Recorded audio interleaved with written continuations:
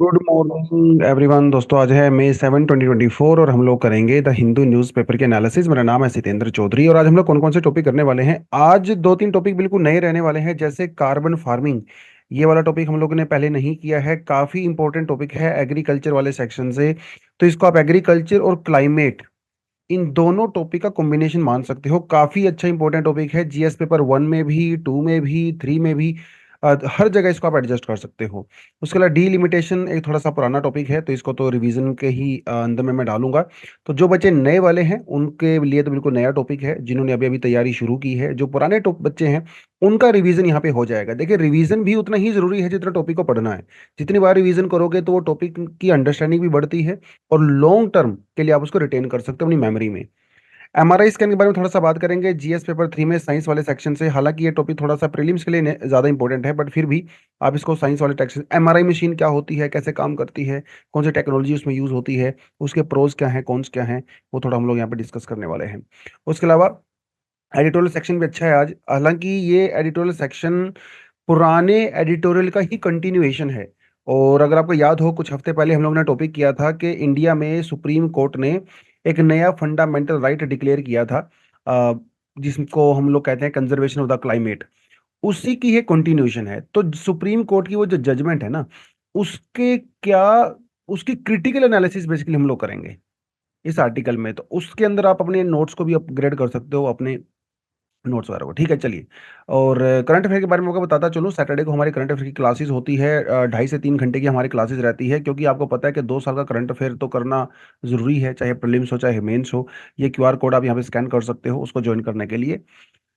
बढ़ते हैं सीधा पहले टॉपिक पे, और पहला टॉपिक हम लोग उठा लेते हैं ये वाला, जो कि है कार्बन फार्मिंग के बारे में। एक नया टर्म आज इंट्रोड्यूस हुआ है आपकी लाइफ में, कार्बन फार्मिंग। एक नया कॉन्सेप्ट यूज होगा। बेसिकली है कुछ नहीं, कार्बन फार्मिंग ऑलरेडी एग्जिस्टिंग जो फार्मिंग मेथड्स हैं हमारे पास, उनको ही बेस्ट तरीके से कंबाइन किया गया है और उस नए तरीकों को कहा गया है कार्बन फार्मिंग। तो देखिए, जब हम लोग बात करते हैं कार्बन सिंक, ये वर्ड आपने सुना होगा बहुत बार, या फिर एक इसका ही एक बेटर वर्जन होता है जिसे बोलते हैं कार्बन सिक्वेस्ट्रेशन। ठीक है। कार्बन सिक्वेस्ट्रेशन और कार्बन सिंक का मतलब क्या होता है? इसका मतलब ये होता है कि भैया, जो हमारे एटमॉस्फेयर के अंदर जो कार्बन है, कार्बन डाइऑक्साइड की बेसिकली मैं बात कर रहा हूं, इस कार्बन डाइऑक्साइड को कुछ मेथड्स का यूज करके इसको कहीं पे स्टोर करना है for long period of time, ताकि इसको एटमॉस्फेयर से रिमूव किया जा सके। ये मतलब होता है कार्बन सिंक या फिर कार्बन सिक्वेस्ट्रेशन। कार्बन स्टोरेज, ऐसा कहीं नाम दे सकते हो। जैसे हमारे घर में किचन के अंदर एक सिंक होता है, घर का एक सिंक होता है। घर का जितना भी वेस्ट वाटर होता है वो एक सिंक में चला जाता है, राइट। फिर एक सिटी का, आगे मोहल्ले का भी एक सिंक होता है, एक पूरे सिटी का एक सिंक होता है, पूरे लार्ज लैंडस्केप का भी एक सिंक होता है। तो इसी तरह से हम लोग कार्बन सिंक की बात करते हैं। जैसे हमारा जो ट्री होता है, पेड़ होता है, पेड़ एक बहुत one of the best carbon sink माना जाता है। या और इसके थ्रू हम लोग कार्बन सिक्वेस्ट्रेशन करते हैं। पेड़ क्या करता है? फोटोसिंथेसिस करता है, सनलाइट का यूज करता है, एटमॉस्फेयर CO2 का यूज करता है as a raw material, nutrients का यूज करता है, सॉइल से वाटर लेता है। उसके बाद इस पेड़ के जो टहनियां होती हैं, पत्ते होते हैं, ट्रंक होता है, ब्रांचेस होती हैं, उन सभी के अंदर कार्बन स्टोर हो जाता है।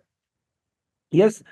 और जब तक ये पेड़ रहता है, जिंदा रहता है, अलाइव रहता है, स्टैंडिंग रहता है, तब तक ये कार्बन इसके अंदर स्टोर रहता है। एक बार जब इसकी डेथ हो जाती है या फिर इसको हम लोग काट देते हैं, तो फिर वो दोबारा से CO2 रिमूव हो जाता है during the process of degradation या बर्निंग। हमसे लकड़ी काटी, हमने जला दी, वो जो लकड़ी के अंदर कार्बन स्टोर थी वो जलने से दोबारा एटमॉस्फेयर के अंदर चली गई। तो ये होता है कार्बन सिक्वेस्ट्रेशन और कार्बन सिंक। आई होप आपको थोड़ा सा कॉन्सेप्ट समझ में आ गया होगा। हमारी जो ग्रासेस होती है, वेजिटेशन होती है, हमारी जो सोइल होती है, ओशंस होते हैं, वो सब कार्बन सिंक होते हैं। ठीक है। अब बढ़ते हैं थोड़ा सा कार्बन फार्मिंग के ऊपर। अब कार्बन फार्मिंग मतलब हमें कार्बन को स्टोर करना है फार्मिंग का यूज करके। अब फार्मिंग क्या होता है? Farming is a practice of cultivating land, raising crops and live stock for food, fibre fuel and other resources. तो फार्मिंग का मतलब सिर्फ और सिर्फ क्रॉप्स को रेज करना नहीं होता है। फार्मिंग का मतलब लाइव स्टॉक यानी कि हमारे जो कैटल्स होती हैं उनको भी होता है रेज करना। तो ये कंप्लीट डेफिनेशन होती है फार्मिंग। कुछ लोग, मुझे लगता है फार्मिंग मतलब सिर्फ और सिर्फ क्रॉप्स उगाना ही होता है। नहीं, लाइव स्टॉक भी इंटीग्रल पार्ट होता है। अब इसके अंदर बहुत सारी एक्टिविटी हम लोग करते हैं। प्लांटिंग करते हैं, हार्वेस्टिंग करते हैं, उसकी स्टोरेज करते हैं, ट्रांसपोर्टेशन करते हैं, और इस सारे तरीके से हम लोग अपने एग्रीकल्चर इंफ्रास्ट्रक्चर को मेंटेन करते हैं। ये तो होती है हमारी फार्मिंग। अब फार्मिंग में ना बहुत सारे तरीके होते हैं, बहुत सारे तरीके होते हैं। अलग अलग तरह की फार्मिंग हम लोग करते हैं। हम लोग एग्रो फॉरेस्ट्री भी करते हैं, कंजर्वेशन एग्रीकल्चर करते हैं, इंटीग्रेटेड न्यूट्रिएंट मैनेजमेंट करते हैं, एग्रो इकोलॉजी करते हैं, लाइफ स्टॉक मैनेजमेंट करते हैं, लैंड रेस्टोरेशन करते हैं। इनका छोटा छोटा छोटा सा मतलब देख लेते हैं क्या होता है। एग्रो फॉरेस्ट्री दो वर्ड से मिलकर बना है, एग्रीकल्चर प्लस फॉरेस्ट्री। एग्रीकल्चर आपको समझ में आ गया हम लोग क्यों करते हैं? क्रॉप्स को रेज करने के लिए, अपनी फूड रिक्वायरमेंट को फुलफिल करने के लिए। फॉरेस्ट्री का पर्पज ही हम लोग कमर्शियल भी यूज कर सकते हैं, इकोलॉजिकल बैलेंस बनाने के लिए भी कर सकते हैं। तो एग्रो फॉरेस्ट्री के अंदर हम लोग क्या करते हैं, हम लोग इस तरह से क्रॉपिंग करते हैं कि हम लोग अपनी फार्म इनकम को इंप्रूव कर सकें, डाइवर्सिफाई कर सकें, और साथ के साथ ट्रीज ग्रो कर सकें, श्रब्स ग्रो कर सकें। और इन ट्रीज में क्या होता है, इनमें कार्बन सिक्वेस्ट्रेशन होता है। तो एग्रो फॉरेस्ट्री एक परफेक्ट कॉम्बिनेशन है कार्बन को स्टोर करने का और साथ के साथ फार्मर्स की इनकम को डाइवर्सिफाई करने का। बड़ा बढ़िया तरीका होता है, नेचर फ्रेंडली होता है, एनवायरमेंट फ्रेंडली होता है। दूसरे टाइप के एग्रीकल्चर को जो यहाँ पे मेंशन किया गया है वो है कंजर्वेशन एग्रीकल्चर। इसमें zero tillage, crop rotation, cover cropping, crop residue management, जिसे हम स्टबल बर्निंग कहते हैं। कंजर्वेशन एग्रीकल्चर का पर्पस ही यही होता है कि हमें एनवायरनमेंट के डैमेज को कम करना है, सोइल की डिस्टरबेंस को मिनिमाइज करना है। देखिए, जब हम लोग टिलेज करते हैं, टिलेज का आपने देखा होगा ना कभी कभी, मतलब आपको कैसे बताऊं मैं, जैसे आपने कभी ट्रैक्टर से देखा होगा खेत को हम लोग टिल टिल करते हैं, या फिर बैल वगैरह का यूज करके टिल करते हैं। बेसिकली हमारी जो सोइल होती है, टिलेज में हम लोग क्या करते हैं, उसको उलट पलट करते हैं, उसको हल्का करते हैं ताकि उसके अंदर एयर चली जाए। ये टिलेज होता है। बट टिलेज का नुकसान ये होता है कि जब बारिश वारा होती है ना तो इसका लार्ज स्केल इरोजन हो जाता है। तो आजकल हम लोग क्या करते हैं, जीरो टिलेज करते हैं। टिलेज करते ही नहीं, आपने फसल काटी, उसी के अंदर आपने दूसरा बीज डाल दिया, जीरो टिलेज। ऐसे ही हम लोग क्रॉप रोटेशन करते हैं अलग अलग। अगर आप एक ही तरह की क्रॉप करते रहोगे तो सोइल के अंदर न्यूट्रिएंट्स की कमी हो जाएगी, इसलिए हम लोग दो तीन तरह की क्रॉप करते हैं साल भर में। ऐसे ही आप लोग कवर क्रॉपिंग करते हैं ताकि क्रॉप्स का जो है सोइल का मॉइस्चर जो है वो जो है मेंटेन रहे। तो कंजर्वेशन एग्रीकल्चर में बेसिकली हम लोग वो सारी प्रैक्टिसेस करते हैं जिसमें नेचर की डिस्टरबेंस कम से कम हो, उसको प्रिजर्व किया जा सके। इंटीग्रेटेड न्यूट्रिएंट मैनेजमेंट में हम लोग क्या करते हैं, सोइल फर्टिलिटी को प्रमोट करने की कोशिश करते हैं। ठीक है, उसके अलावा फर्टिलाइजर्स का यूज कम करते हैं, नेचुरल कंपोस्ट का यूज करते हैं। एग्रो इकोलॉजिकल अप्रोच में हम लोग क्रॉप डाइवर्सिफिकेशन करते हैं, इंटरक्रॉपिंग करते हैं। इंटरक्रॉपिंग मतलब एक ही खेत के अंदर आप दो तीन क्रॉप ग्रो कर सकते हो, है ना। ये अलग क्रॉप है, ये अलग है, ये अलग है। इन सब का मैच्योरिटी पीरियड अलग होता है, इनकी हाइट भी अलग अलग होती है। तो ये हम लोग करते हैं। लाइफ स्टॉक मैनेजमेंट स्ट्रेटेजी के अंदर तो आपको समझ में आएगी होगा कि हम लोग जो फीड क्वालिटी होती है उसकी तरफ ध्यान देते हैं, रोटेशनल ग्रेजिंग करते हैं, क्योंकि आपको पता है हमारी जो लाइफ स्टॉक होती है ना वो भी बहुत सारा मीथेन रिलीज करती है। और बहुत बार ये मीथेन डिपेंड करता है कि वो जो लाइफ स्टॉक है वो क्या कंज्यूम कर रहा है। उन सब चीजों को ध्यान में रखते हुए अब ये जितनी भी टेक्निक ऊपर आपको मैंने बताई है, agro forestry, conservation, integrated agro ecological etcetera, ये सारी की सारी एनवायरमेंटल फ्रेंडली हैं। इन सभी प्रैक्टिस से कार्बन की सिंकिंग होती है, इन सभी में कार्बन स्टोरेज होता है, सब एनवायरमेंटल फ्रेंडली होती है। तो जब ये टर्म यूज की गई कार्बन फार्मिंग, तो इस कार्बन फार्मिंग का मतलब ही यही है कि इन सभी को इंटीग्रेट करना है। सुनने में तो कितना अच्छा लग रहा है ना, कि यार एनवायरमेंट प्रोटेक्ट हो जाएगा, सोइल के अंदर, वेजिटेशन के अंदर, श्रब्स, ट्रीज के अंदर सोइल कार्बन जो है स्टोर हो जाएगी, कार्बन क्लाइमेट चेंज की प्रॉब्लम जो है सोल्व हो जाएगी। कितना अच्छा लग रहा है सुनने में। सुनने में भी अच्छा लगता है, लिखने में भी अच्छा लगता है, पढ़ने में भी अच्छा लगता है। लेकिन उतना प्रैक्टिकल क्या ये है, वो हमें देखना पड़ेगा। तो कौन कौन से चैलेंजेस यहाँ पे हैं, देखिए। कार्बन फार्मिंग यानी कि जो ऊपर जो मेथड बताए गए हैं, ये बहुत सारे फैक्टर्स पे डिपेंड करते हैं। आपकी जियोग्राफिकल लोकेशन क्या है, वहाँ पे सोइल का टाइप क्या है, आप क्रॉप कौन सी लगा रहे हो, वहाँ पे वाटर अवेलेबिलिटी क्या है, वहाँ की बायोडाइवर्सिटी कैसी है, फार्म साइज छोटा है या बड़ा है, किस स्केल पे कर रहे हो, क्या आप सिर्फ और सिर्फ सेल्फ कंजप्शन के लिए कर रहे हो या फिर आप मंडी में बेचने के लिए कर रहे हो। बहुत सारे मेथड हैं, फैक्टर्स हैं जो इम्पैक्ट होते हैं। अब देखिए, जहां पे वाटर अवेलेबिलिटी बढ़िया होगी, जहाँ पे टेम्परेचर ठीक ठाक होगा, इरिगेशन अच्छा होगा, वहां पे आपके पास बहुत सारे ऑप्शंस होते हैं। अब बढ़िया से कार्बन फार्मिंग कर सकते हो, कोई दिक्कत नहीं है। लेकिन जहाँ पे हॉट एरियाज हैं, ड्राई एरियाज हैं, जहाँ पे वाटर की अवेलेबिलिटी काफी लिमिटेड है, वहां पे कार्बन फार्मिंग आप नहीं कर सकते। राइट? क्योंकि जब वाटर ही नहीं होगा और टेम्परेचर बहुत ज्यादा हॉट होगा, सोइल के अंदर इतनी फर्टिलिटी नहीं होगी, तो प्लांट्स की ग्रोथ भी बहुत अच्छी नहीं होगी। और प्लांट्स की ग्रोथ ही नहीं होगी तो कार्बन कहाँ से सिंक होगा? दिक्कत है यहाँ पे। राइट? उसके अलावा सिलेक्टिंग विच प्लांट्स, अब ये भी डिपेंड करता है। कार्बन सिक्वेस्ट्रेशन के लिए प्लांट ऐसा होना चाहिए जो ज्यादा कार्बन भी सिंक करे, जिसकी ग्रोथ भी बहुत जल्दी हो। लेकिन ऐसा जरूरी नहीं है कि किसी पर्टिकुलर एरिया में आपको ऐसे इंडिजेनस पेड़ पौधे मिलें जिसकी ग्रोथ बहुत जल्दी होती है। यूजली इंडिजेनस ग्रोथ जो ट्रीज होते हैं वो ग्रोथ होने में समय लगाते हैं। और अगर आप नॉन नेटिव ट्रीज को ग्रो करते हो तो इससे अलग समस्याएं दूर हो सकती हैं, बायोडाइवर्सिटी कम हो सकती है। तो कौन सा प्लांट डिसाइड करें, ये भी अपने आप में बहुत बड़ी दिक्कत होती है। फास्ट गोइंग ट्रीज जैसे मैंने आपको बताया एंड डीप रूटेड ट्रीज, ठीक है, वो ज्यादा इंपॉर्टेंट होते हैं, लेकिन वो हमेशा नेटिव नहीं होते हैं। तो आप किसी अमेरिका से लाके नॉन नेटिव ट्रीज को तो ग्रो करोगे तो अलग से बायोडाइवर्सिटी वाला इशू हो जाएगा। और ये जितनी भी फार्मिंग प्रैक्टिसेस होती है ना, जो ऊपर आपको बताई गई है, दीज आर क्वाइट एक्सपेंसिव।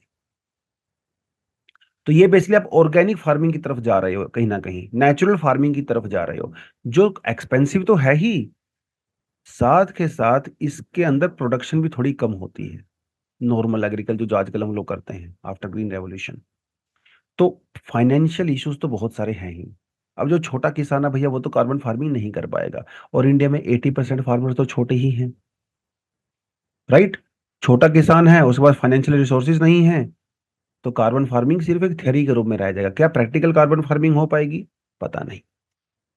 कुछ वर्ल्ड में इसके एग्जांपल आपको नजर आते हैं, जैसे ऑस्ट्रेलिया में एक शिकागो क्लाइमेट एक्सचेंज और कार्बन फार्मिंग इनिशिएटिव ऑस्ट्रेलिया में जो लिया गया है, इसके अंदर यही करते हैं लोग, नो टिलिंग फार्मिंग फार्मिंग करते हैं, केमिकल्स का कम यूज करते हैं। ऐसे ही कीनिया के अंदर एग्रीकल्चर कार्बन प्रोजेक्ट चलाया गया with the help of world bank.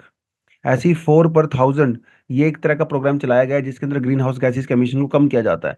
ठीक, लेकिन ये भी बहुत ज्यादा इफेक्टिव नहीं है। ये प्रैक्टिकल तौर पे उतने ज्यादा इफेक्टिव नजर नहीं आए, तो आप ये कह सकते हो ये सिर्फ एक एक्सपेरिमेंट के तौर पे फिलहाल नजर आता है। लेकिन सोचने की बात वही है कि इंडिया जैसी कंट्री में जहाँ पे इतनी करोड़ लोग रहते हैं, हमें यहाँ पे फूड सिक्योरिटी भी इंश्योर करनी है, क्लाइमेट भी इंश्योर करना है, फार्मर्स की इनकम भी इंश्योर करनी है, इतनी सारी चीजें करने के बीच में कार्बन फार्मिंग एक कॉन्सेप्ट के तौर पे रह गया है। हाँ, इसको हम लोग कहीं ना कहीं एक्सपेरिमेंट के तौर पे डेफिनेटली कर सकते हैं। तो इंडिया में ऐसी बात नहीं है कि अपॉर्चुनिटी नहीं है, अपॉर्चुनिटी है इंडिया में। ऑर्गेनिक फार्मिंग की तरफ हम लोग जा सकते हैं, which is also part of carbon farming. Regions with extensive agriculture land, जैसे इंडो गैंगेटिक प्लेन्स, ठीक है, जहाँ पे वाटर ठीक ठाक अवेलेबल है, वहां पे आप इसको कर सकते हो। कोस्टल एरिया में तो खैर इतनी ज्यादा अपॉर्चुनिटी नजर नहीं आती है, बिकॉज कोस्टल एरिया में सोइल भी जो है थोड़ी सलाइन रहती है। अगर आप ईस्टर्न कोस्ट की बात करें तो वहाँ पे स्टॉर्म्स वगैरह थोड़े ज़्यादा आते हैं। ठीक है, बट फिर भी वहाँ पे जो ट्रेडिशनल प्रैक्टिसेस हैं उसके साथ साथ हम लोग थोड़ा सा कार्बन को मिक्स कर सकते हैं। कार्बन क्रेडिट सिस्टम का डेफिनेटली यूज़ कर सकते हैं फाइनेंशियल हेल्प देने के लिए फार्मर्स को, ताकि उनको इंसेंटिव मिले। राइट? कोई भी फार्मर ऐसे ही अचानक से ट्रेडिशनल मेथड को छोड़ के नए मेथड पे शिफ्ट नहीं होता है। फार्मर को हमेशा कुछ ना कुछ इंसेंटिव चाहिए होता है ताकि वो इसके लिए काम करे। हालांकि इंडिया की ऐसा माना जाता है कि जो हमारी एग्रीकल्चर सोइल है, ये 3 to 8 बिलियन टन CO2 को एब्जॉर्व कर सकती है 20-30 ईयर्स में। मतलब पोटेंशियल तो बहुत ज्यादा है, लेकिन करेंगे कैसे, वो क्या फिजिबल है, वो एक बड़ी सोचने वाली बात है। ठीक है, तो इसको एक अच्छा सा जैसे अगर आप एग्जाम के परस्पेक्टिव से देखें तो what is carbon farming, simple question बनता है यहाँ से। What is carbon farming, discuss the benefits and challenges associated with carbon farming with respect to India. इस तरह का आराम से 150 या 250 वर्ड्स में आप क्वेश्चन बना सकते हो, 10 नंबर में या 15 मार्क्स में। ठीक है, सिंपल क्वेश्चन है, लेकिन लिखोगे तो एक बढ़िया प्रैक्टिस आपकी हो जाएगी। चलिए, divided on religion delimitation deepens fault lines in two Assam seats. तो मैं इसके पॉलिटिकल एस्पेक्ट में नहीं जाऊंगा, कंट्रोवर्शियल इश्यूज में नहीं जाऊंगा। एग्जाम के लिए बस ये पता होना चाहिए कि डीलिमिटेशन क्या होता है, कैसे काम करता है। ठीक है, चलो। अब ये मान के चलिए कि भाई जैसे ही लोकसभा के भी इलेक्शन चल रहे हैं, यूपी के अंदर कोई कॉन्स्टिट्युएंसी है। अब आपको पता है एक ही कॉन्स्टिट्युएंसी से एक ही मेंबर ऑफ पार्लियामेंट इलेक्ट हो सकता है। उस कॉन्स्टिट्युएंसी की पॉपुलेशन 20 लाख रुपीज है, ओ सॉरी 20 लाख है, वहां की पॉपुलेशन है ये। वहीं आसाम के अंदर एक कॉन्स्टिट्युएंसी है जिसके अंदर ऐसे एक मेंबर ऑफ पार्लियामेंट निकलेगा। उस कॉन्स्टिट्युएंसी की पॉपुलेशन जो है वो 10 लाख है।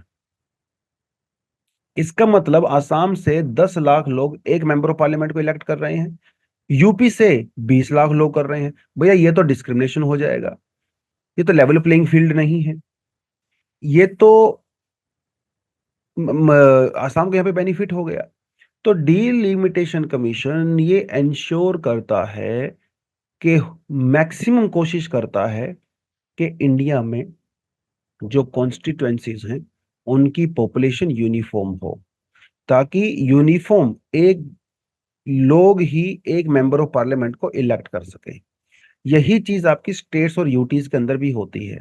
तो जब लेजिस्लेटिव असेंबली के इलेक्शंस होते हैं स्टेट के अंदर, तो कोशिश की जाती है कि एक कॉन्स्टिट्युएंसी में की जो पॉपुलेशन है, हर कॉन्स्टिट्युएंसी की पॉपुलेशन फिक्स हो, ताकि वो एक एमएलए को इलेक्ट कर सके। That is the meaning of delimitation. तो delimitation is defined as the act of the process of fixing बोलिए या लिमिट्स बोलिए, boundaries of territorial constituencies in country for or a province having a legislative body. ठीक है जी। तो territorial constituencies की boundary को उनकी पॉपुलेशन के हिसाब से फिक्स करना ही डिलिमिटेशन कहलाता है। तो we are basically redrawing the boundaries of Lok Sabha and the legislative assembly constituency. क्यों करते हैं? जो लेटेस्ट सेंसस होता है ना, पॉपुलेशन जो जनगणना होती है, उसके हिसाब से ये करना जरूरी होता है। टाइम टू टाइम आपको ने देखा होगा, कई बार किसी स्टेट के अंदर एक नया डिस्ट्रिक्ट बना दिया, एक नया तहसील बना दिया, कभी कभी एक नया स्टेट बना दिया, ऐसा भी होता है। कभी किसी को मर्ज कर दिया डिस्ट्रिक्ट को आपस में। तो ये बाउंड्रीज कॉन्स्टिट्युएंसीज की चेंज होती रहती है। पॉपुलेशन सेंसस करते हैं, वहां पे भी डेमोग्राफिक पॉपुलेशन कम हो जाती है, ज्यादा हो जाती है, वो भी चेंज होती रहती है। तो टाइम टू टाइम एक लेवल प्लेइंग फील्ड इंश्योर करने के लिए डीलिमिटेशन किया जाता है, जैसे जम्मू एंड कश्मीर के अंदर रिसेंटली हुआ था। क्या इसके लिए हमारे पास कोई कॉन्स्टिट्यूशन प्रोविजन है? बिल्कुल है जी। आर्टिकल 82 और आर्टिकल 170 कॉन्स्टिट्यूशन को एम्पावर करता है कि पार्लियामेंट इसको एडजस्ट कर सकती है। ठीक है, आफ्टर एवरी सेंसस। अब तो हमारा सेंसस तो 2011 में हुआ था, तो उस सेंसस के हिसाब से हम लोग ये करते हैं। इंडिया में अब तक 1952, 62, 72 और 2002 के अंदर अभी तक 4 बार डीलिमिटेशन एक्ट पास हो चुका है। डीलिमिटेशन कमीशन हम लोग बना चुके हैं। ठीक है, तो ये डीलिमिटेशन कमीशन क्या होता है? Delimitation Commission is a high-powered committee entrusted with the task of drawing and redrawing the boundary of a different constituency। तो बेसिकली इसकी जॉब होती है, काम होता है, रिस्पॉन्सिबिलिटी होती है कि डिफरेंट डिफरेंट कॉन्स्टिट्युएंसीज की बाउंड्रीज को टाइम टू टाइम ड्रॉ करे, रीड्रॉ करे, ताकि लेवल प्लेइंग फील्ड हो सके। ठीक है, इसको प्रेसिडेंट अपॉइंट किया जाता है, प्रेसिडेंट के द्वारा अपॉइंट किया जाता है। ठीक है, और ये इलेक्शन कमीशन के कोलैबोरेशन के साथ काम करते हैं। कौन होता है जिसके अंदर? रिटायर्ड और वर्किंग सुप्रीम कोर्ट जज होते हैं, जिसके चेयरपर्सन होते हैं। इलेक्शन कमिश्नर होते हैं। कंसर्न्ड स्टेट इलेक्शन कमिश्नर्स होते हैं इसके अंदर। ठीक है, ये डीलिमिटेशन कमीशन जो भी ऑर्डर पास करता है किसी कॉन्स्टिट्यूएंसी को ड्रॉ या विड्रॉ करने का, उसको आप कोर्ट के अंदर चैलेंज नहीं कर सकते। यही फाइनल अथॉरिटी होती है। तो इसके अंदर कोई जुडिशियल रिव्यू नहीं होता बेसिकली। ठीक है, नो जुडिशियल रिव्यू। ठीक है जी, that was about your delimitation commission. चलिए थोड़ा आगे बढ़े, एमआरआई स्कैन की बात कर लेते हैं। एमआरआई स्कैन थोड़ा सा साइंस का टॉपिक है, तो हो सकता है कुछ बच्चों को अच्छा ना लगे, लेकिन वही बात है कि जब हिंदी में कहावत होती है, जब ओखली में मुंह दिया तो मुसलों से क्या डरना। भैया जब यूपीएससी की तैयारी करना शुरू कर ही दी है, तो फिर क्या पॉलिटी, क्या ज्योग्राफी, क्या इकोनॉमी, क्या साइंस, सब कुछ पढ़ना ही है अगर सिलेक्शन लेना है तो। अब यहाँ पे आपकी चॉइस नहीं चलेगी कि सर मैं ये छोड़ दूं, क्या ये मैं पढ़ दूं, ये मुझे अच्छा नहीं लगता, मुझे अच्छा लगता है इससे क्या। और जो आपको अच्छा लगता है उससे ज्यादा क्वेश्चन नहीं आएंगे, जो आने हो तो आने ही है, तो साइंस हो चाहे मैथ हो, वही पढ़ना तो पड़ेगा सब कुछ। ठीक है, अब चॉइस नहीं है यहाँ पे, क्योंकि आप अगर नहीं पढ़ रहे हो तो फिर आपके कॉम्पिटिटर्स पढ़ रहे हैं। यहाँ पे आपकी इंडिविजुअल परफॉर्मेंस क्या, वो मैटर ही नहीं कर रही है। यहाँ पे कंपेरेटिव जो परफॉर्मेंस आपकी, वो मेजर यहाँ पे मैटर कर रही है। ठीक है, तो उसके हिसाब से आपको पढ़ना पड़ेगा, और ये बहुत ज्यादा लंबी चौड़ी चीजें नहीं होती है, बहुत ज्यादा हार्ड साइंस नहीं होती है। सिंपल सिंपल चीज आपको पता होनी चाहिए। तो एमआरआई की इस मशीन शायद आपने लाइफ में कभी देखी होगी, नहीं देखी होगी थोड़ा यूट्यूब वगैरह पे आप जाकर देख सकते हैं। हो सकता है कुछ लोगों ने एमआरआई स्कैन करवाया भी हो अपनी लाइफ में कभी कभी। हो सकता है कुछ फैमिली मेंबर्स ने आपके एमआरआई स्कैन करवाया हो। तो एमआरआई स्कैन में क्या होता है, ये बेसिकली एक ऐसा डोम डोग नट टाइप का एक स्ट्रक्चर होता है, मशीन होती है ये। ठीक है, इसके अंदर बीच में से स्पेस होता है, कई बार फिल्मों वगैरह में आपने देखा होगा। तो यहाँ पे एक प्लेटफॉर्म पे के ऊपर पेशेंट जो है लेटा रहता है, जिसको टेस्ट करवाना होता है, और धीरे धीरे वो अंदर की तरफ चला जाता है। तो ये एक मशीन होती है जिसे हम लोग एमआरआई मशीन कहते हैं, और इसके अंदर बहुत पावरफुल मैग्नेट्स होती हैं। ठीक है, तो यह एक तो एमआरआई मशीन। एमआरआई मशीन जब बनाई गई थी तो it was made in early 70s, और इसको मिस्टर पॉल और मिस्टर पीटर ने बनाया था, और जिसके लिए 2003 में इनको मेडिसिन का नोबेल प्राइज भी दिया गया। तो एक बड़ी जबरदस्त एक रेवोल्यूशनरी मशीन इन्होंने बनाई थी। तो है क्या बेसिकली, वैसे तो मैं आपको मोटा मोटा आपको बता ही चुका हूँ। देखिए, जब आपको अपनी बोन का टेस्ट कराना होता है, मतलब आपकी हड्डी टूट गई है या कुछ हो गया है, तो आप एक्सरे मशीन का कराते हो, है ना, एक्सरे मशीन। एक्सरे मशीन क्या करती है, ये आपके जो सॉफ्ट टिश्यूज होते हैं, यानी कि जो आपकी मसल्स होती हैं, फैट होती है, वेन्स वगैरह होती हैं, उनकी इमेजिंग नहीं करती है, ये आपकी बोन्स की इमेजिंग करती है। बोन्स की इमेज करती है, लेकिन जो सॉफ्ट टिश्यूज होते हैं आपके बॉडी के अंदर, ठीक है, हमारी जैसे मसल्स हो गई, वेन्स हो गई, जो भी सॉफ्ट मसल है हड्डियों को छोड़ के, उनकी इमेजिंग करने के लिए एमआरआई मशीन का यूज किया जाता है। हमारी बॉडी में जैसे जहाँ पे हड्डियां होती हैं, तो उनका कैल्सिफिकेशन हो जाता है, इसीलिए वजह से वो हार्ड होती हैं। ऐसा बॉडी पार्ट, ऐसे टिश्यू जिनका कैल्सिफिकेशन नहीं हो पाता है, वो सॉफ्ट रह जाती हैं। ठीक है, सॉफ्ट होती हैं। तो उनके करने के लिए ये सब रहता है। ठीक है, और ये जो एमआरआई मशीन होती है, it's a non invasive diagnostic, मतलब आपकी बॉडी के अंदर कुछ भी इंसर्ट नहीं कर रहे हैं। ठीक है, बाहर से ही आपकी बॉडी के अंदर देख देख रहे हैं, पूरी बॉडी को स्कैन किया जा रहा है। आपके ब्रेन को स्कैन कर सकते हैं, कार्डियोवास्कुलर सिस्टम को स्कैन कर सकते हैं, आपके स्पाइनल कोड, जॉइंट्स, आपके मसल्स, लीवर, आर्टरीज, हर चीज को हम लोग स्कैन कर सकते हैं। और बहुत सारी डिसीज में, बीमारियों में इसका यूज किया जाता है। कैंसर पेशेंट्स में लिए, न्यूरोलॉजिकल कंडीशंस होती है, डिमेंशिया, एपिलेप्सी, अल्जाइमर, ब्रेन के इश्यूज होते हैं, प्रोस्टेट कैंसर, रेक्टल कैंसर, बहुत सारे डिफरेंट तरह की चीज़ें, ब्रेन स्कैन करना, न्यूरॉन्स को स्टडी करना, एमआरआई मशीन का यूज़ किया जाता है। एमआरआई मशीन एक रेवोल्यूशनरी मशीन बनाई गई है। कैसे काम करती है, देखिए, एमआरआई मशीन काम करती है मैग्नेटिक फील्ड के बेसिस पे। हमारी बॉडी के अंदर जो हाइड्रोजन एटम है वो भरपूर पाए जाते हैं, आपके मसल्स में, आपकी फैट्स में, आपकी आर्टरीज के अंदर हाइड्रोजन एटम्स पाए जाते हैं। अब हाइड्रोजन एटम की एक मैग्नेटिक पोलैरिटी होती है, राइट, उनकी एक स्पिन होती है, हाइड्रोजन एटम के अंदर एक इलेक्ट्रॉन होता है, प्रोटॉन होता है, तो एक मैग्नेटिक पोलैरिटी होती है। अब होता यह है, जब हम लोग एमआरआई मशीन के अंदर मैग्नेट करंट पास करते हैं, तो इसके अंदर एक high powerful magnetic field generate होता है। उस मैग्नेटिक फील्ड जनरेट होने की वजह से जो हाइड्रोजन एटम है, वो अपने आप को इस मशीन के सेंटर की तरफ अलाइन कर देते हैं, जहां पे वो पावरफुल मैग्नेट का सेंटर होता है। तो आपकी arteries, brains, muscles, soft tissues, उनके अंदर जो हाइड्रोजन है, सब एक तरफ अलाइन होने की वजह से एक इमेज आपकी क्रिएट हो जाती है बॉडी के अंदर, उन सभी पार्ट्स की। और उस इमेज को फिर बाद में हम लोग एक डिटेक्टर के थ्रू, एक कंप्यूटर का यूज करके, 3 डायमेंशनल या 2 डायमेंशनल आपकी बॉडी पार्ट की इमेजेस को क्रिएट कर देते हैं। तो ये एक एमआरआई मशीन इस तरह से काम करती है। इसके कुछ प्रोज हैं, कुछ कॉन्स हैं, ज्यादातर तो इसके प्रोज ही हैं, कॉन्स तो काफी कम ही हैं। इसका प्रोज तो सबसे बड़ा यही है कि भाई इसमें आपकी बॉडी के अंदर किसी को कोई इंजेक्शन लगाने की जरूरत नहीं पड़ती, कोई इंस्ट्रूमेंट डालने की रिक्वायरमेंट नहीं है। ठीक है, बाहर से ही आपकी बॉडी को स्कैन किया जा सकता है। ठीक है, और आपकी बॉडी को स्कैन करने के लिए, मतलब आप लेटे हुए हो उसके अंदर, उसके बावजूद भी आपकी बॉडी को चारों तरफ से स्कैन किया जा सकता है। आपके किसी खास बॉडी पार्ट को भी स्कैन कर सकते हैं, आपकी पूरी बॉडी को भी स्कैन कर सकते हैं।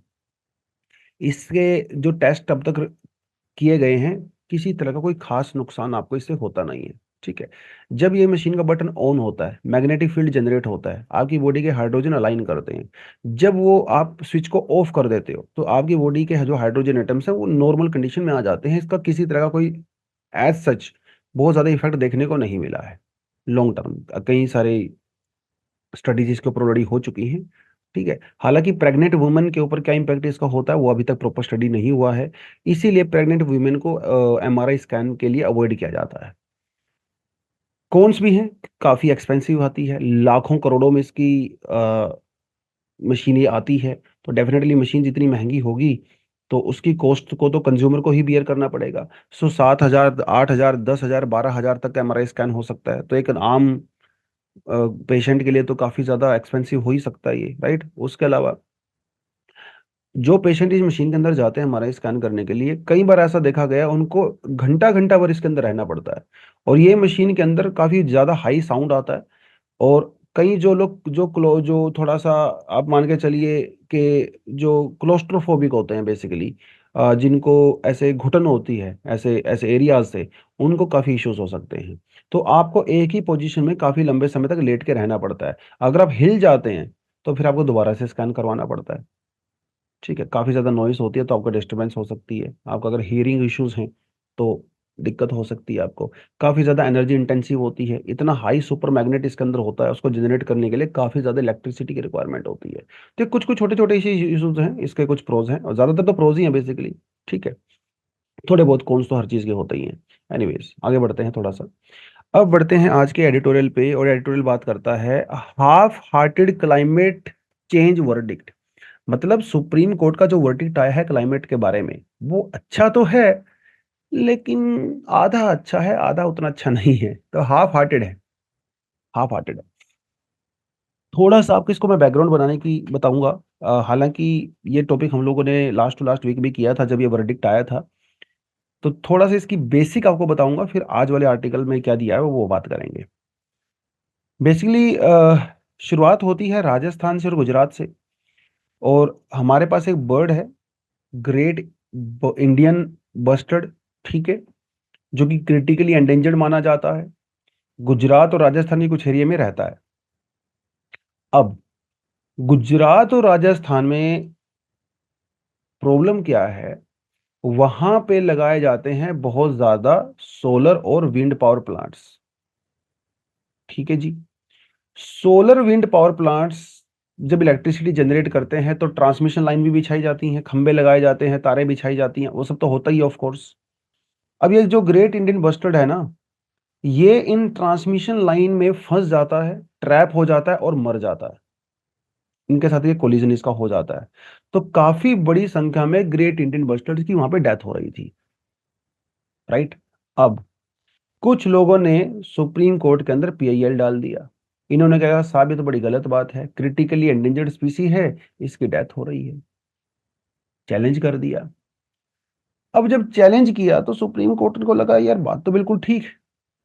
तो सुप्रीम कोर्ट ने इन ट्रांसमिशन लाइंस के ऊपर ब्लैंकेट बैन लगा दिया, मतलब पूरी तरह से बंद कर दिया। और सरकार को ये कहा कि ये जो वायर्स हैं ट्रांसमिशन के लिए यूज करते हो, ये ओवरहेड नहीं होनी चाहिए, ये अंडरग्राउंड होनी चाहिए, ताकि ग्रेट इंडियन बस्टर्ड को प्रोटेक्ट किया जा सके, क्योंकि इनसे इनकी डेथ हो रही है। अब यहाँ पे आ गई समस्या। अब गवर्नमेंट ने कहा साहब ऐसा तो नहीं है। ठीक है। अब ये जो ब्लैंकेट बैन लगा रहे हो ये प्रैक्टिकली पॉसिबल ही नहीं है। पहली बात तो जिस एरिया में आपने ब्लैंकेट बैन लगाया है वो एरिया बहुत ज्यादा बड़ा है, जबकि ग्रेट इंडियन बस्टर्ड उतने ज्यादा एरिया में नहीं रहते हैं। तो अगर आप 50,000 एकड़ में बैन लगा रहे हो, वैसे 90,000 एकड़, 90,000 स्क्वायर किलोमीटर के अंदर लगाया गया, इसमें से सिर्फ कुछ एरिया में ही ग्रेट इंडियन बस्टर्ड रहते हैं, बाकी में आप क्यों बैन लगा रहे हो? ये तो गलत है। दूसरी बात, पेरिस अग्रीमेंट के अंदर इंडिया का इंटरनेशनल कमिटमेंट है कि हमें अपने टारगेट्स को अचीव करना है। बिना सोलर विंड के हम अपने टारगेट को अचीव नहीं कर पाएंगे। तो जो हम लोग कर रहे हैं ना, सोलर विंड लगा रहे हैं, ये क्लाइमेट के प्रोटेक्शन के लिए ही तो लगा रहे हैं साहब, और आप इसी को बंद कर रहे हो। दूसरी बात, अंडरग्राउंड केबल बिछाना प्रैक्टिकली इम्पॉसिबल है। वहां की टोपोग्राफी को देखते हुए, हाई लेवल ऑफ कॉस्ट देखते हुए, टाइमिंग को नजर आते हुए, ये प्रैक्टिकली इम्पॉसिबल है। और सरकार ने ये भी कहा सुप्रीम कोर्ट को कि साहब, ये ट्रांसमिशन लाइन एकमात्र रीजन नहीं है बस्टर्ड्स के डेथ होने का। पोचिंग भी तो होती है, हैबिटेट डिस्ट्रक्शन भी तो होता है, प्रिडेशन भी तो होती है, इसकी वजह से भी इनकी डेथ होती है। तो अब ये क्यों मान रहे हो सिर्फ ये लाइन की वजह से डेथ होती है? सुप्रीम कोर्ट को लगा यार सरकार की बात में दम तो है, तो उन्होंने अपने वर्डिक्ट को मॉडिफाई किया।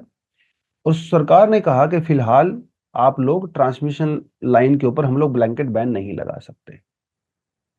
और एक हाई लेवल एक्सपर्ट कमेटी भी बनाया सुप्रीम कोर्ट के अंडर में। और साथ के साथ सुप्रीम कोर्ट ने यह भी कहा, जो यहाँ पे मेन मुद्दा है, उन्होंने कहा कि भैया क्लाइमेट चेंज से प्रोटेक्शन आपका एक फंडामेंटल राइट है। ये उन्होंने कहा। तो एक नया फंडामेंटल राइट यहाँ पे जनरेट कर दिया गया सुप्रीम कोर्ट के द्वारा कि प्रोटेक्शन फ्रॉम क्लाइमेट चेंज।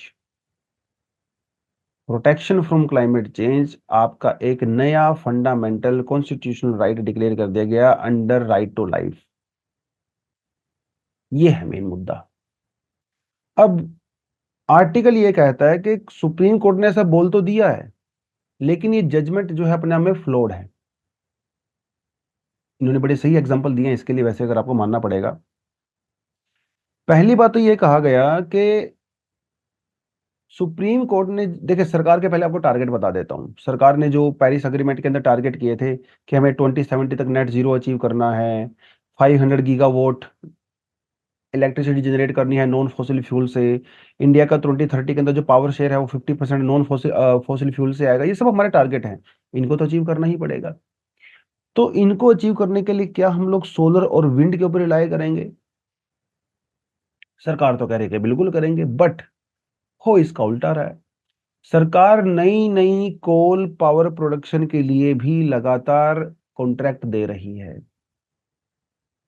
तो अगर सोलर और विंड इतने ही जरूरी हैं तो सरकार नई नई कोल पावर प्लांट क्यों लगा रही है? ये एक बहुत बड़ी बात है। नाउ कई सारी चीजें इन्होंने यहाँ पे बताई हैं। जब सरकार ये कहते हैं कि हम लोग रिन्यूएबल एनर्जी सोर्सेज का यूज करेंगे या फिर नॉन फॉसिल फ्यूल का यूज करेंगे, तो हाइड्रो पावर और न्यूक्लियर प्लांट को भी इसके अंदर इंक्लूड किया गया है। ये सब किस ना किस चीज के लिए हो रहा है? क्लाइमेट को प्रोटेक्ट करने के लिए। तो क्लाइमेट को प्रोटेक्ट करने के लिए हाइड्रो पावर लगाया जा रहा है, लेकिन हाइड्रो पावर खुद क्लाइमेट फ्रेंडली नहीं है। डिस्टेबलाइजेशन होता है इकोलॉजी का, बायोडाइवर्सिटी लॉस होता है, कम्युनिटीज गांव डिस्प्लेस हो जाते हैं। तो पूरा पर्पस ही डिफीट हो गया ना। आप लोग कह रहे हैं कि क्लाइमेट को प्रोटेक्ट करने के लिए हाइड्रो पावर लगा रहे हैं, अरे वो खुद हाइड्रो पावर क्लाइमेट को डैमेज कर रहा है। जब न्यूक्लियर पावर लगाया जा रहा है, सरकार कहते हैं कि सर न्यूक्लियर पावर वो साफ सुथरा है, साफ है, क्लीन है, एनवायरमेंट फ्रेंडली है, लेकिन न्यूक्लियर पावर लगाने के लिए आप कम्युनिटीज को डिस्प्लेस कर रहे हो। लोगों को फियर है कहीं फुकुशिमा जैसा कुछ ना हो जाए। तो आपका पूरा पर्पस ही डिफीट हो रहा है। ये उसके अलावा सोलर लगाया जा रहा है क्यों? ताकि क्लाइमेट को कंजर्व किया जा सके। लेकिन सोलर कोई रामबाण नहीं है, सोलर के अपने नुकसान है। जैसे कर्नाटक के अंदर पावागढ़ सोलर पावर प्लांट लगाया गया, जिसमें हजारों एकड़ लैंड जो ग्रेजिंग और एग्रीकल्चर लैंड थी, उसको तो पूरी तरह से खत्म कर दिया गया। वहां पे जो वाइल्ड लाइफ रह रही थी उसको पूरी तरह से खत्म कर दिया गया। तो एक तरफ आप कह रहे हो सर हमें क्लाइमेट एनवायरमेंट प्रोटेक्ट करना है, दूसरी तरफ आप उसे डैमेज किए जा रहे हो। लद्दाख के अंदर, चांगथांग के अंदर अभी गवर्नमेंट ने 13 गीगावाट का सोलर प्रोजेक्ट लगाना क्लियर किया है, जिसकी वजह से वहां पे 20,000 एकड़ वो साफ करवाए जाएंगे। अब भैया यहाँ पे जो वाइल्ड लाइफ रह रही है, वहां पे जो लोग हैं, जो नोमैडिक हैं, जो हजारों साल से इसका यूज कर रहे हैं, जैसे पश्मीना जो गोट है, सब खत्म। आपका पूरा पर्पस ही डिफीट हो गया है। यस। जैसे छारी डांड कंजर्वेशन रिजर्व गुजरात के अंदर 1400 एकड़ का प्रपोजल आया है, उसके जगह पे सरकार क्या करेगी? विंड सोलर पावर प्लांट लगाएगी। अब वहां पे जो हजारों साल से कुछ पास्टोरलिस्ट, जो नोमैडिक मलाधारी जो ट्राइब्स रह रही हैं, उनकी तो लैंड गई ना। और मजे की बात यह है, इन सभी प्रोजेक्ट के लिए एनवायरमेंट इम्पैक्ट असेसमेंट भी नहीं चाहिए। मतलब भैया किसी की परमिशन भी नहीं चाहिए। उसका क्या इम्पैक्ट होगा समाज के ऊपर, वो भी नहीं आपको करना है। बस पास करो, पैसा करो, प्राइवेट कंपनीज को ठेका दे दो, प्राइवेट कंपनी पैसा बनाएंगी। तो अगर सरकार नॉन फॉसिल फ्यूल में इतना ही इंटरेस्टेड है, तो फिर नए नए कोल माइनिंग ब्लॉक्स जो है क्यों कॉन्ट्रैक्ट दिए जा रहे हैं? तो ये जजमेंट जो है ना सुप्रीम कोर्ट का, इन्होंने इन सारी बातों को इग्नोर किया है। तो कुछ ऑल्टरनेटिव नहीं हो सकता है क्या? कुछ ऑल्टरनेटिव नहीं हो सकता है क्या? ऑफ कोर्स कुछ ना कुछ ऑल्टरनेटिव हो सकता है। हालांकि सरकार ने देखिए कहा है कि भाई देखिए, clean and healthy environment fundamental right होना चाहिए, लेकिन इसका तो धड़ल्ले से वायलेशन हो रहा है। और सोचने की बात यह है कि ये जो मेगा प्रोजेक्ट्स आप लगा रहे हो, इससे जो इलेक्ट्रिसिटी जनरेट हो रही है, वो इलेक्ट्रिसिटी कहाँ जा रही है? ये भी तो एक बड़ा सवाल पूछना चाहिए ना। क्या वो इलेक्ट्रिसिटी गरीब इंसान के किचन में जा रही है, या फिर वो लग्जरी कंजम्पशन में जा रही है, पार्टीज करने में जा रही है? अगर लग्जरी कंजम्पशन में जा रही है, तो फिर तो पूरा पर्पज ही डिफीट हो गया ना आपका। तो ये भी इंश्योर करना चाहिए कि सोलर एनर्जी वगैरह जो हम लोग लगा रहे हैं, वो आम आदमी, गरीब आदमी, पुअर आदमी के पास जाए, ताकि उसका बेटर पर्पज जो है वो सोल्व हो सके। क्योंकि वही पुअर आदमी है जो कैरोसिन का यूज कर रहा है, वही पुअर आदमी है जो लकड़ी का यूज कर रहा है, फायरवुड का यूज कर रहा है, जिससे क्लाइमेट चेंज हो रहा है, ग्रीन हाउस गैसेज निकल रही हैं। तो इनके ऊपर फोकस करिए ना। ये भी तो जरूरी है। क्योंकि इलेक्ट्रिकल व्हीकल्स इंडिया में अभी तो ज्यादा नहीं चल रहे हैं। इलेक्ट्रिकल इंडिया में ज्यादातर ये तो थ्री व्हीलर चल रहे हैं, जो ई रिक्शा की आप बात करते हो, या फिर टू व्हीलर चल रहे हैं। फोर व्हीलर तो इलेक्ट्रिकल व्हीकल इंडिया में ना के बराबर है। और ये कौन यूज कर रहा है? ये तो पुअर आदमी यूज करता है ज्यादातर। तो इनको टारगेट करना ज्यादा जरूरी है। जो इंडिजिनस लोग रह रहे हैं उन एरियाज में जहाँ पे सोलर पावर प्लांट्स वगैरह लगाए जाते हैं, उनके हैबिटाट की तो प्रोटेक्ट करना चाहिए। वो भी जरूरी है। इंडिजिनस लोगों के ह्यूमन राइट्स, फंडामेंटल राइट भी उतने ही जरूरी हैं जितने दूसरे लोगों के। तो ऑल्टरनेटिव ढूंढने की जरूरत है। पहली बात तो इम्पैक्ट, एनवायरमेंट इम्पैक्ट असेसमेंट किया जाना मस्ट होना चाहिए, मस्ट होना चाहिए। ठीक है। इंडिया ऑल्टरनेटिव जब कहीं देखे, ये वर्ड मैंने कई बार यहाँ पे यूज कर दिया, ऑल्टरनेटिव। यहाँ पे ऑल्टरनेटिव का मतलब क्या है? इंडिया की जो डेवलपमेंट स्ट्रेटजी है अभी, आज के टाइम पे, हम लोग ना मेगा इंडस्ट्रियल इंफ्रास्ट्रक्चर के ऊपर फोकस कर रहे हैं, जबकि जमाना मेगा का नहीं है, जमाना माइक्रो का है। डिसेंट्रलाइज्ड और छोटे छोटे माइक्रो प्रोजेक्ट चलाने की जरूरत है, ताकि शेड्यूल्ड ट्राइब को भी कंजर्व किया जा सके। अभी रिसेंटली ग्रेट निकोबार के अंदर एक 130 स्क्वायर किलोमीटर को डीफोरेस्ट किया जाएगा, क्योंकि वहां पे गवर्नमेंट को एक लार्ज स्केल प्रोजेक्ट लगाना है। तो भाई जो ग्रेट निकोबार के अंदर जो ट्राइब्स रह रही हैं, उनका क्या होगा? उनके लिए आपने कुछ ऑल्टरनेटिव प्लान किया है क्या? क्योंकि एनवायरमेंट इम्पैक्ट असेसमेंट तो आपने किया ही नहीं, सीधा प्रोजेक्ट को अप्रूव कर दिया। तो सुप्रीम कोर्ट ने ये बोला जरूर है कि एनवायरमेंट प्रोटेक्शन एक फंडामेंटल राइट है, लेकिन पहली बात ये जस्टिफिएबल नहीं है। तो सुप्रीम कोर्ट का इन बातों का भी ध्यान रखना चाहिए। तो इसीलिए इन्होंने कहा है कि this is a half hearted climate change verdict.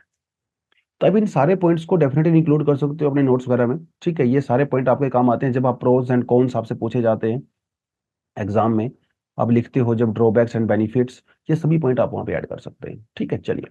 तो आज कुछ एडिशनल आर्टिकल भी यहाँ पे ऐड किया गया, पढ़ना चाहो तो आप इसको पढ़ सकते हो। तो आज के लिए इतना ही है। Thank you very much, all the best. जय हिंद, जय जवान, जय किसान।